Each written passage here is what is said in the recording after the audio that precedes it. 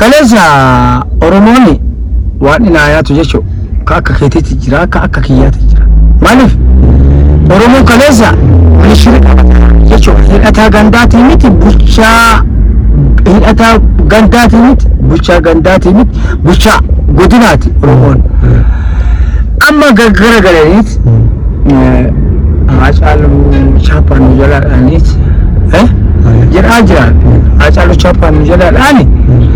kanaafillee naanu maaliif itti qaxxaalla Oromoo kanaafillee naanu Oromoo itti qaxxaalla waan ta'eef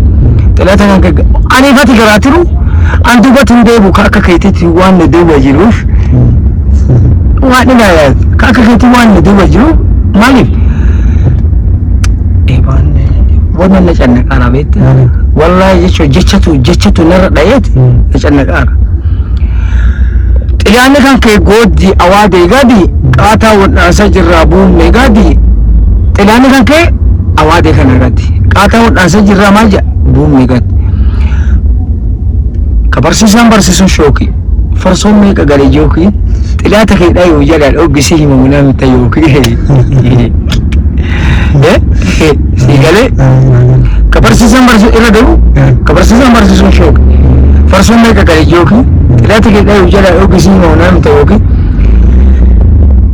akka duraa himata cooraan nama lamaa yaabbisi kooraan xiliyaata kee dhayi cooraan jechuun maal jechuu akka duraa hin jiru cooraan nama lamaa yaabbisi kooraan jechuun fardi ulee tokkicha yaabbisu jechuun akka duraa hin hafe cooraan nama lamaa yaabbisi kooraan nama lamaa yaabbisi kooraan jechuun algaa mangissi irra jiru namni lamaa irra hin ta'u jechuudha. Kooraa bee asin namni walitti deeluu miti kafardaati miti sigalee achitti namni lamaa barcuma kanarra hin taane ati bakka kan kee namni biraa irra taa'e kanuma namni biraa hin ta'u shufeera irra taa'anati achi naa qaban kuwaa siyaafataman akka jiru dhagatta afaan Oromoo kuni bakka 50 qoodama yoo qabeettu soddaan kan naambeetu yoo qabeettu biiroo guddaa kateettu dhiisi nagarii mirqanya na jalaan deemtu Oromoon kaleessa tokko ani nyaadhu xoroshoo tokko kaleessa alli yeelee pisiisan gaa qonnaaf leenjisii fira kee Ameerikaa deebisii xiliyaata shintibeeti deebisii gaxariif katamaa walitti maasii barbaada dhugaa walitti xiliyaata kee dhee gurraa walitti muumaa jira baankii gaafa lola kamsaan ufitti qeessi tuffattiraan kee suudhaan kee beekaadha tasiin deemee qamadin gogee maawwaa haama xiliyaata kee galtee haraamaa olteen jedhee warri kan keessee dhaamaa waya dagayin walitti maasi barbaasa dhugaa walitti xiliyaata kee dhayi gurraa walitti muumaa jira baankee si tuffattiraan kee Oromoon jira baankeen si tuffattiraan kee kawaala soocaa kee angurraachaa waa dabanii yoo xoroshoo argan shaanaa dhabanii xiliyaata kee maal ta'u dhuga jaraan qabanii Oromoon kaleessa tokko ani nyaandu xoroshoo tokko bilbila gama zuwai makina malee hin deemtu dukaanii aduma si yaagali dhugaanii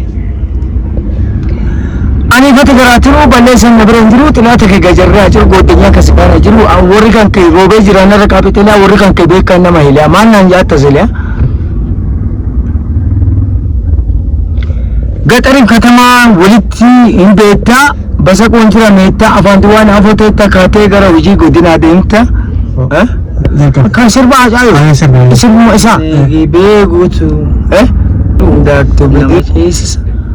garaan jalatti rafu jilbibbi nama deemsa waa gongomaa madeema adaaf eessuma jira maashoo ofii afaanii raffisu qalbi kooti gidee gama jaayate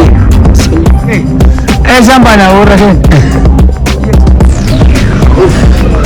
agarratti tiya ufa kaka makina keetii dandeettuu si jedhatee